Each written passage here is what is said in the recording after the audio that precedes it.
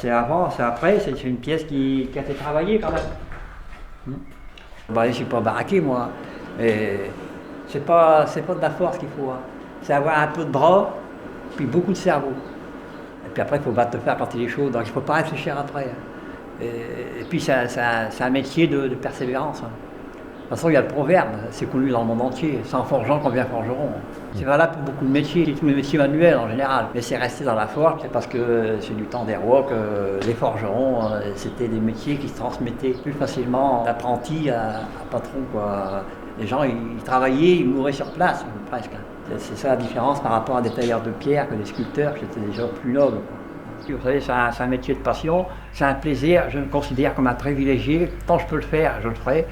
Et voilà quoi.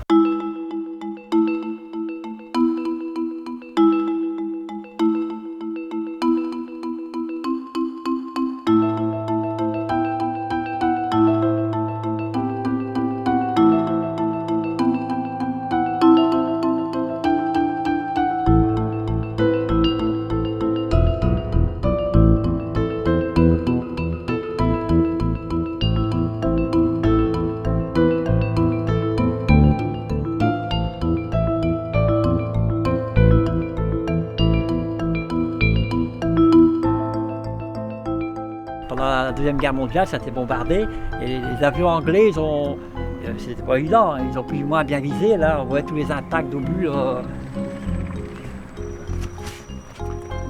Tous les impacts, les avions, c'était à 2 km un peu plus haut. Là. Les obus, ils ont tapé sur l'église.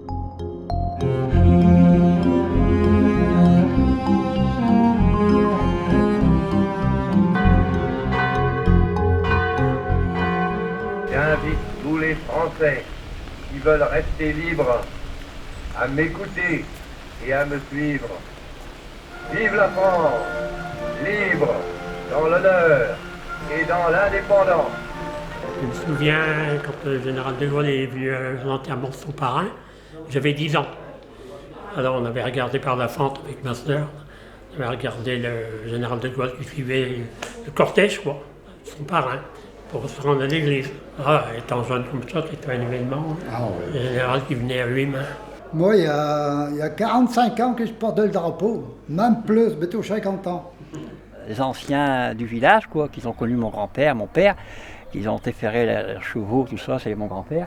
Ça s'est tapé sur une enclume que mon grand-père qui a été cherché pendant la guerre, pendant le couvre-feu, quoi, risquer sa vie, quoi. Et je l'ai fait, c'est pas pour faire plaisir à Paul Pierre-Jacques, c'est pour ceux et d'autres personnes qui sont inscrits sur le mouvement, ceux qui se sont battus pour nous, là.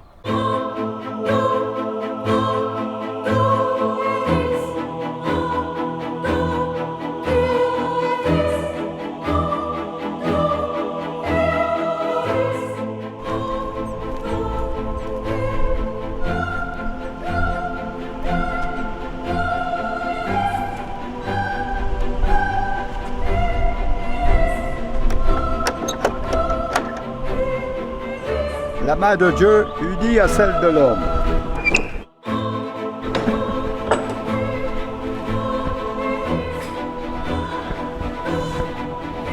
taillé un peu partout. J'ai taillé la pierre, j'ai taillé le bois, Il y a une crypte en dessous, hein. C'est là qu'on met les cordes. Alors la dalle, elle coulait sur les rouleaux, là. Avec la corde et puis les tourillons, en tout. Et puis la dalle, elle recule. Je dis toujours à mes enfants, eux, il leur faut des tracteurs, il leur faut des grues. Moi, j'avais pas tout ça. Au début, à mon temps, on n'avait rien. Mais on faisait tout manuellement. Et on faisait tout avec des rouleaux et des cordes.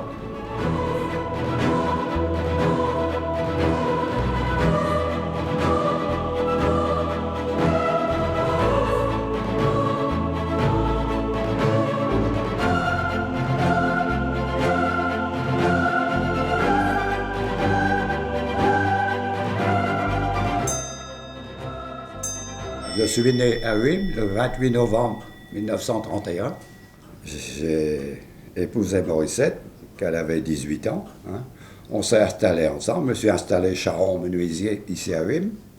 Et puis, vous voyez, depuis ce temps, on est ensemble et ça continue, quoi. Pendant la guerre, le curé m'avait demandé de porter la Vierge dans toutes les maisons du village, pour que nos prisonniers reviennent sains et saufs. Je l'ai fait. On a fait une réception à l'église. Et quand le curé il a fait son sermon, la Vierge m'a souri. Et en sortant de l'église, j'ai dit au curé que la Vierge m'avait souri. Et le curé, il a rigolé, puis c'est moqué de moi. Il m'a dit, ben, t'as eu des illusions? Il dit, c'est pas possible. La gouvernante du curé, elle était à côté de moi. Alors elle a pris la relève. Elle dit, si, André dit la vérité parce que moi je l'ai vu aussi. Alors j'ai été quand même soulagé. Et je pense que c'est de ce jour-là, en 1943, que ce don m'est arrivé. Parce que c'est après que je me suis mis à faire de la sculpture, c'est pas avant. Alors après, ben, j'ai construit la chapelle. Et puis ben, maintenant, mon gendre, il est dans la chapelle. Mon gendre est décédé il y a 2 ans, ben, il est dans la chapelle. J'ai l'autorisation d'inhumer pour moi et ma famille. J'ai 24 places. Mais après, les terrains, j'en ai boisé 31 hectares. Il y a 25 ans déjà. Ici dans le village, c'est moi qui ai fait les plus grosses plantations. À l'époque, les eaux et forêts, ils n'avaient pas des fermiers qui plantaient des 30 hectares d'un seul coup. Hein. J'ai à peu près 8 à 10 hectares de noyers. Après, j'ai du feuillu. J'ai du frêne, de l'orme, des érables, des chênes, un peu toutes les variétés. Nous, on abat nos arbres nous-mêmes, et on les scie nous-mêmes, et on les laisse sécher nous-mêmes. En 30-35 ans, on a des peupliers qui sont bons à scier, ils sont bons à exploiter.